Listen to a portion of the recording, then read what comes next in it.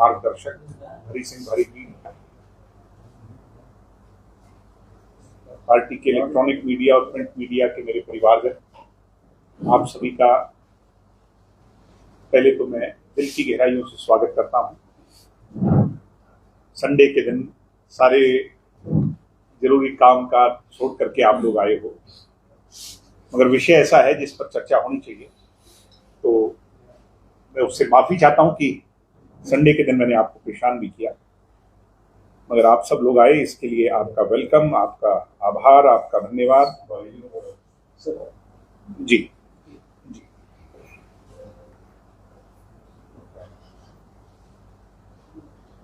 दो विषय हैं जिसको लेकर के आज हम और आप मिल रहे हैं। पहला विषय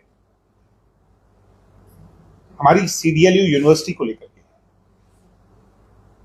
और सीडीएलयू यूनिवर्सिटी इस रिमोट एरिया में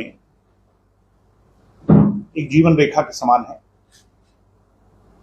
किसी जमाने में चौधरी देवीलाल जी की सोच पर पैरा देते हुए चौटाला साहब ने इस पौधे को इसलिए लगाया था कि हमारे इस अंतिम क्षेत्र में एजुकेशन को कैसे आगे बढ़ाया जाए, प्रोस्पेरिटी कैसे लेकर के आई जाए, युवा साथियों के लिए एक दिशा, उसको दशा कैसे दी जाए। समय समय पर सरकारें बदलती रही और समय समय पर सरकारों ने अपने हिसाब से इस यूनिवर्सिटी के प्रारूप को बदलने का काम किया। कभी इसको सही दिशा में आगे बढ़ाया गया और कभी बदनीतियां और अनियमितताओं के तहत यहां पर लोगों का शोषण हुआ। कुल मिलाकर के आज जो मेरा आप लोगों से विषय है, जब से नई सरकार बनी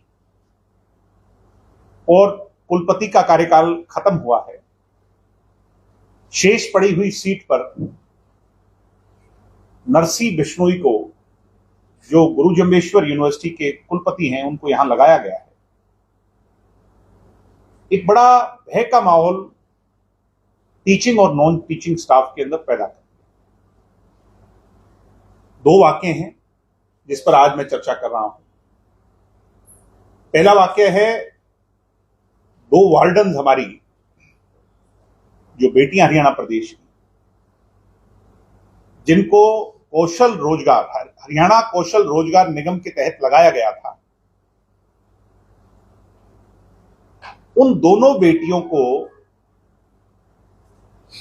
जो कि सरकार ने नौकरी दी थी, कौशल रोजगार निगम के तहत उनकी क्वालिफिकेशन पर नौकरी मिली थी, उनको नरसी राम बिश्नोई ने अपनी ताकतों का गलत एक्सरसाइज करते हुए अपने पद से हटा दिया। वजह नहीं दी गई और आपको अचंभा होगा, ये कहा गया क्योंकि कानून ये कहता है, सुप्रीम कोर्ट की गाइडलाइंस ये कहती हैं कि किसी अनियमित टेम्परेरी अधिकारी को तब हटाया जा सकता है जब उसकी जगह कोई परमानेंट अधिकारी की सिलेक्शन हो, अन्यथा उसको हटाया नहीं जा सकता। हॉस्टल वार्डन के तौर पर इन दोनों बेटियों को इसलिए हटा दिया गया क्योंकि नरसी राम बिश्नोई ने अपने परिवार की, अपने सगे संबंधियों को यूनिवर्सिटी के अंदर उन पदों पर बिठाना। और अचंभा होगा कि कानून को अपने हाथ में लेकर के वाइस चांसलर ने दो नई नियुक्तियां की, टेम्परेरी। जैसा मैं कह रहा हूं कि सुप्रीम कोर्ट की गाइडलाइंस के विरोध में है और गैर कानूनी। जब ये खेल सामने आया तो धीरे धीरे बातें निकलने लगी और आपको अचंभा होगा कि इस व्यक्ति के, इस वाइस चांसलर के इस इलाके में बहुत रिश्तेदार हैं हमारे, ये इसकी रिश्तेदारी यहां पर पड़ती है इलाके में। इसने सिक्योरिटी के अंदर तमाम लोग जो लगे हुए थे उनको धीरे धीरे कॉन्ट्रैक्ट वालों को कहकर के हटवाकर तमाम अपने रिश्तेदारियों की भर्तियां शुरू करवा दी। उन दो बहनों को वार्डन की पोस्ट से हटाकर के क्लेरिकल पोस्ट पर लगा दिया। HKRN ये डिफाइन करता है कि वो वार्डन, हॉस्टल वार्डन की पोस्ट पर काम करे। आज मेरा बड़ा सवाल है कि क्या एक व्यक्ति संवैधानिक पद पर बैठ करके अपनी ताकतों का दुरुपयोग इस कदर कर सकता है? नरसी राम बिश्नोई को, जो कि सिर्फ कुछ समय के लिए काल मिला है, क्योंकि अभी परमानेंट यहां पर VC नहीं लगा, इतनी हड़बड़ाहट क्या हुई कि इतने बड़े फैसले लेने पड़े? आज मेरा बड़ा क्वेश्चन है। तो पहला विषय ये, मैं कहूंगा कि सरकार और मैं बहुत जल्द हमारे प्रतिनिधिमंडल के साथ गवर्नर साहब से मिलकर के इस पर हम ज्ञापन सौंपेंगे और इसकी जांच विजिलेंस से करवाई जाए, गहराई से करवाई जाए और नरसी राम बिश्नोई को दंड दिया जाए। मैं सरकार से मांग करता हूं, गवर्नर साहब से मांग करता हूं कि इसको इसके पद से हटा दिया जाए, दोनों जगह पर हटा दिया जाए। क्योंकि एक व्यक्ति जब एक ठिकाने पर आकर के गलती करता है तो यानी जब वो कानून इधर हाथ में ले सकता है तो यानी अनियमितताएं आपने अपने पहले पद का दुरुपयोग रह करके भी की। और अगर सरकार इस पर कार्रवाई नहीं करती है तो हम सारे फैक्ट्स को लेकर के बहुत जल्द माननीय अदालत का दरवाजा खटखटाएंगे और अदालत के सामने इन तमाम बातों को रखेंगे। दूसरा विषय, किसानों के मसीहा, लाखों करोड़ों लोगों के प्रेरणा स्रोत, जंगे आजादी से लेकर के जिन्होंने इस देश की किसान कौम के लिए कुर्बानियां दी, कई बार, अनेकों बार पंजाब प्रांत के वो मुख्यमंत्री रहे, हम सब के आदर के योग स्वर्गीय सरदार प्रकाश सिंह बादल, उनके नाम पर मल्टीपर्पज हॉल का नाम रखा गया था। दुष्यंत चौटाला ने अनाउंसमेंट की थी। आपको अचंभा होगा कि नरसी राम बिश्नोई के मन में इतना द्वेष है, ना केवल द्वेष है बल्कि इतनी नफरत है हमारे हीरोज के बारे में, हमारे आइडल्स के बारे में, हमारे महापुरुषों के बारे में, कि सरदार प्रकाश सिंह बादल के नाम को उन्होंने नहीं लगने दिया। और RSS की सोच से, क्योंकि वो आते हैं, उन्होंने RSS की सोच पर चलकर, आपको अचंभा होगा, हैरानी होगी कि उस हॉल का नाम वीर सावरकर के नाम से रखने का काम। हमें वीर सावरकर से आपत्ति नहीं है, मगर सरदार प्रकाश सिंह बादल का नाम जो तय हो चुका था, जो अनाउंस हो चुका था, जिसकी घोषणा हो चुकी थी, उस नाम को हटा करके अगर दूसरा नाम लिखा गया है तो ये बहुत बड़ी चिंता का विषय है, ये गहरी साजिश है। मैं आज सरकार से मांग करता हूं, गवर्नर साहब से मांग करता हूं कि ऐसे व्यक्ति पर इन दोनों मामलों में सख्त से सख्त, बड़ी से बड़ी कार्रवाई हो। अन्यथा हम सब लोग, प्रदेश का प्रत्येक नौजवान, हमारी पार्टी एक बड़ा आंदोलन इस व्यक्ति के खिलाफ छेड़ेगी। हमें यूनिवर्सिटी की पेरिफेरी में जाने पर मजबूर ना करे सरकार। आज मैं सरकार को चेतावनी दे रहा हूं, सरकार को वो समय याद नहीं भूलना चाहिए जब ये लोग अहंकार में थे और छात्र संघ की लड़ाई के लिए इन लोगों ने दरवाजों को बंद कर दिया। तब हम वो लोग हैं जिन्होंने उन दरवाजों के ताले तोड़कर इसी सरकार को घुटनों के बल झुकाकर मुख्यमंत्री मनोहर लाल खट्टर को मजबूर कर दिया था छात्र संघ चुनाव की मांगों को मंजूर करवाने के लिए। हम ऑटोनोमस बॉडी, इंडिपेंडेंट बॉडी जो हमारी यूनिवर्सिटीज हैं, जो केंद्र की सरकार से पैसा लेकर संचालित होती है, UGC के फंड पर चल रही है, उसमें ये गोरख धंधा नहीं चलने देंगे। हमारी बहन बेटियों के साथ हो रहे अन्याय को सहन नहीं करेंगे। और इस तरह के व्यक्ति जो अपने यार प्यारे रिश्तेदार संबंधियों को, आज तो मैं सिर्फ नाम नहीं ले रहा क्योंकि कई बार नाम लेने से आदमी ज्यादा बड़ा बढ़ जाता है, आज मैं नाम नहीं ले रहा। नरसी राम बिश्नोई अगर मेरी बात सुन रहा हो, मेरे पास नाम भी हैं, मेरे पास रिश्ते भी हैं, कैसे वो आपसे लोग कनेक्टेड हैं, वो सारी डिटेल और लेखा जोखा है। इसलिए अपनी हैसियत से बाहर कदम रख करके इन ऑटोनोमस बॉडी, जिस पर चौधरी देवीलाल जी का नाम लगा हो, जिसके मल्टीपर्पज हॉल का नाम सरदार प्रकाश सिंह बादल के नाम पर हो, इन चीजों के साथ खिलवाड़ ना हो। मैं नरसी राम बिश्नोई को और सरकार को चेताऊंगा कि वीर सावरकर का नाम कहीं और लिख लीजिए, हमें कोई आपत्ति नहीं, मगर सरदार प्रकाश सिंह बादल का नाम अगर मल्टीपर्पज हॉल पर नहीं लिखा गया तो हम लिखने पर मजबूर हो जाएंगे। ये मैं सरकार को आज चेता रहा हूं, और इसको अदरवाइज सरकार ना ले, यही मैं कहना चाहता हूं। इसके पीछे कौन लोग हैं सर? इसके पीछे मैंने आपको कहा कि गहरी साजिश है, एक विचारधारा की साजिश है, और ये लोग तमाम चीजों को अपने हाथ में लेकर के हमारी भावनाओं के साथ खेलना चाहते हैं। वीर सावरकर का जरूर देश के लिए बलिदान होगा, योगदान होगा, मगर मेरे लिए जिस भूमि पर हम रह रहे हैं, इस माटी के लोगों के लिए वीर सावरकर से ज्यादा कुर्बानी सरदार प्रकाश सिंह बादल की है। वीर सावरकर से ज्यादा योगदान सरदार प्रकाश सिंह बादल का है, और हम अपने नेताओं का अपमान नहीं सहेंगे। आज ये सरदार प्रकाश सिंह बादल का नाम हटा रहे हैं, कल को किसी और का नाम हटाए, ये हमारी इंटेग्रिटी पर, ये हमारी गर्दन पर हाथ डालने के बराबर है, और ये बहुत गंभीर चिंता का विषय है। दूसरा विषय जिस पर आज की प्रेस कॉन्फ्रेंस में आप लोगों से मैं मिला हूं, वो है एक स्टेटमेंट जो कि हमारे हरियाणा के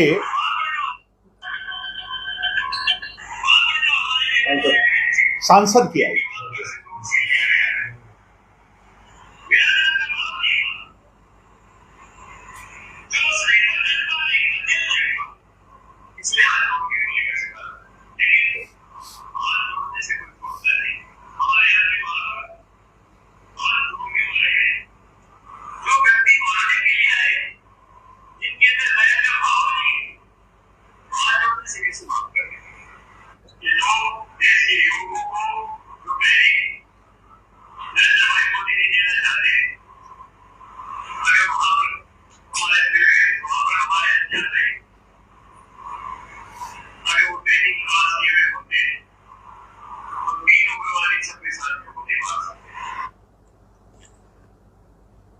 एक तरफ जहां सरकार का इंटेलिजेंस फेलियर, एक तरफ जहां एक सिविलियन समूह को, देश के लोगों को सिक्योरिटी देने का फेलियर, उसकी चर्चा ये लोग नहीं कर रहे हैं। 26 लोगों के परिवार के दिए बुझ गए, उसकी चिंता, उसका दुख इन लोगों को नहीं है। देश में किस तरह का माहौल है उसकी चिंता इन लोगों को नहीं है, बल्कि हमारी भावनाओं के साथ खेलते हुए आज ये हमारी बहनों पर जिनके सुहाग उजड़ गए, उन पर सवाल उठा रहे हैं, उन पर क्वेश्चन मार्क कर रहे हैं। उम्र दराज जरूर होंगे, मगर आपके अंदर बोया हुआ राजनीतिक बीज जो है वो कितना जहरीला है, कितना गहरा है, कितना खतरनाक है, ये आपकी जबां पर, आपकी भाषा पर दिखाई देता है। मैं हरियाणा सरकार के मुख्यमंत्री जी से, इनकी पार्टी के अध्यक्ष से और इनके केंद्रीय नेतृत्व से यही कहूंगा कि अगर जरा भर भी लज्जा बची है, जरा भर भी शर्म बची है, और देश में राष्ट्रवाद की इतनी बड़ी बड़ी दुहाइयां आप लोग देते हो, जिन बहनों के सुहाग उजड़े हैं, उन पर इस तरीके से सवाल करने वाले लोगों को दंड देना चाहिए। दंड सिर्फ माफी से नहीं, बल्कि राज्यसभा, देश की सबसे बड़ी पंचायत का एक प्रतिनिधि के तौर पर आपने उसको मेंबर बना करके रखा है, ऐसे व्यक्ति को तुरंत बर्खास्त किया जाए, उसे हटाया जाए, रामचंद्र जांगड़ा जी को पार्टी से निकाला जाए और कड़ी से कड़ी, बड़ी से बड़ी सजा दी जाए। अन्यथा जैसे पिछले विषय को लेकर के मैंने कहा, हमें मजबूरन पब्लिक इंटरेस्ट में, जनता की भावना के इंटरेस्ट में अदालत में इस मामले को ले जाना पड़ेगा।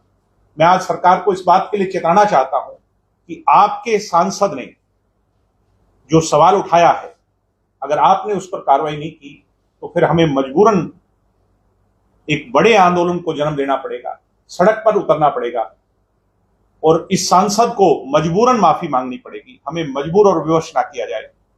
आज प्रदेश के लोग इस स्टेटमेंट से, एक जिम्मेवार आदमी की स्टेटमेंट से, एक राज्यसभा के मेंबर की स्टेटमेंट से दुखी हैं, आहत हैं, पीड़ित हैं।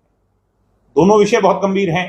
हमारी यूनिवर्सिटी के अंदर टेम्परेरी स्तर पर आया एक वाइस चांसलर कानून को हाथ में लेकर किस तरीके के फैसले कर रहा है और दूसरी तरफ राज्यसभा का सांसद किस तरीके के सवाल उठा रहा है, ये दोनों अति गंभीर विषय हैं। इसके साथ आपको याद होगा कि कुछ समय पहले हमने national highway authority of India को एक पत्र लिखा था जिसमें चौटाला गांव और डवाली के विषय को लेकर के दो मांगे उठाई थी। मैं आज आभारी हूं, धन्यवाद करना चाहूंगा national highway authority of India का कि दोनों मांगों पर उन्होंने अपनी सहमति जता दी और कल रात को ही हमारी मांग पर गौर करते हुए, डवाली के लोगों की मांग पर गौर करते हुए, चौटाला गांव के लोगों की मांग पर गौर करते हुए उन्होंने राजस्थान की ओर जाने वाले पुल को खोल दिया है, जिससे ट्रैफिक में बहुत बड़ी राहत मिलने का काम हुआ है। तो मैं तीनों विषय, दो गंभीर विषय, अति गंभीर विषय और तीसरा विषय जो हमारे लोगों की जरूरत का था, इनको आज उठाने के लिए आप लोगों के सामने आया था। आप सबका दिल से धन्यवाद। आप सब पधारे, आप सब अपना समय निकाल करके आए। सर, इससे पहले एमपी के एक मंत्री का भी बयान आया था, उस पर भी कोई कार्रवाई नहीं हुई। मुझे अचंभा होता है कि जब देश के जिम्मेवार लोग बीजेपी के लोगों से सवाल करते हैं तो बीजेपी के अंध भगत या जिन लोगों की आंखों पर पट्टी बंध गई है झूठे राष्ट्रवाद की, वो लोग चिल्लाने लग जाते हैं, बौखला जाते हैं। आज मेरा सवाल उस झूठी राष्ट्रवाद की नीति से है बीजेपी की कि आज आपकी वो पट्टी अगर नहीं खुलेगी तो कब खुलेगी? जब कन्हैया जब वो कुछ कहता है जेएनयू के अंदर खड़ा होकर, जब कश्मीर में कोई आवाज उठती है, जब कहीं कोई और आवाज उठती है, तो ये सारे जो बीजेपी वाले भगवाधारी हैं बौखला जाते हैं। आज इन बीजेपी के लोगों से कहूंगा कि कम से कम कुछ लज्जा करें, कुछ शर्म करें। हमारी बहन बेटियों पर आपका ही सांसद सवाल उठा रहा है, आपके अनेकों सांसद, आपके मंत्री सवाल उठा रहे और किसी की जबान तक भी नहीं निकली। मैं उम्मीद करता हूं हरियाणा प्रदेश की सरकार से और केंद्र के नेतृत्व से कि ऐसे लोगों पर कड़ी से कड़ी और बड़ी से बड़ी कार्रवाई। जो आप कह रहे हैं नदी पर तो की बात आ रही है, तो नोटिफिकेशन जारी होना गया, घोषणा हो गई थी, नोटिफिकेशन जारी करना काम है यूनिवर्सिटी का, वो कार्य है यूनिवर्सिटी के लोगों का। अब उसमें क्यों देरी हुई वो यूनिवर्सिटी के लोग बता सकते हैं, मगर मैंने जैसा कहा, जब किसी चीज की घोषणा किसी प्रांत का उप मुख्यमंत्री कर करके चला गया, कह करके चला गया, तो उसका मतलब वो कार्य कर देना चाहिए, वो कार्य पूरा हो जाना चाहिए। अगर उसमें विलंब हुआ, अगर वो नहीं भी हुई, तो वो जिम्मेवारी भी इनकी है, मगर इसका ये मतलब नहीं कि उस हॉल का नाम बदला जा सकता है। ये बहुत बड़ी गलतफहमी है। अगर कोई इसको ये कहता है कि जी घोषणा तो हो गई थी, नाम लिखा नहीं गया, कागज पर नहीं लिखा गया, तो हम सरकार को चेताना चाहते हैं, बताना चाहते हैं कि हम कागज पर लिखवाना भी जानते हैं। कागज पर ही हमने तब लिखवाया था जब जीजेयू के अंदर आंदोलन हुआ और सरकार को झुकना पड़ा था।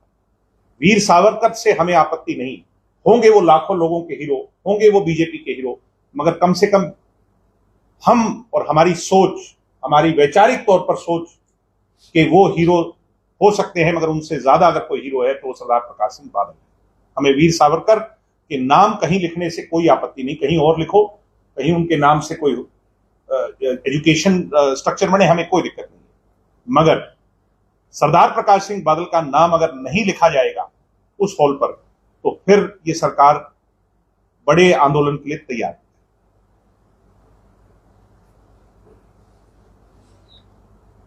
सर, एक वो बिजाई बड़ी लेट हो रही है, लोगों को खराब हो रही है पानी को लेकर के। पानी तो कुछ राहत सरकार से ऐसा है कि अभी ये खबर आप लोगों के माध्यम से कुछ चली कि पीछे पंजाब ने कुछ पानी छोड़ा। हम सब लोगों ने पीछे मांग उठाई थी और कुछ पानी, कुछ राहत किसानों को मिली भी है। और सरकार जब अंधी हो तो परमात्मा अपनी दया दृष्टि कर लेता है। कल बारिश भी खूब आई है पूरे इलाके के अंदर और मुझे उम्मीद है कि हमारे किसानों को राहत मिलेगी। मगर ये विषय सिर्फ इस बार का नहीं, इस बार ये खड़ा हुआ मई में जाकर, अप्रैल में जाकर। मुझे चिंता हो रही है अगले साल की कि अगर आज तक आपके कितने क्यूसेक हैं विषय हो गया, तो क्या अगले साल, क्योंकि पंजाब में चुनाव और नजदीक होंगे, तो क्या इस पर राजनीति और ज्यादा नहीं गहराएगी? ये मेरी चिंता है। सरकार, केंद्र की सरकार इस पर हरियाणा के हित सुरक्षित करे।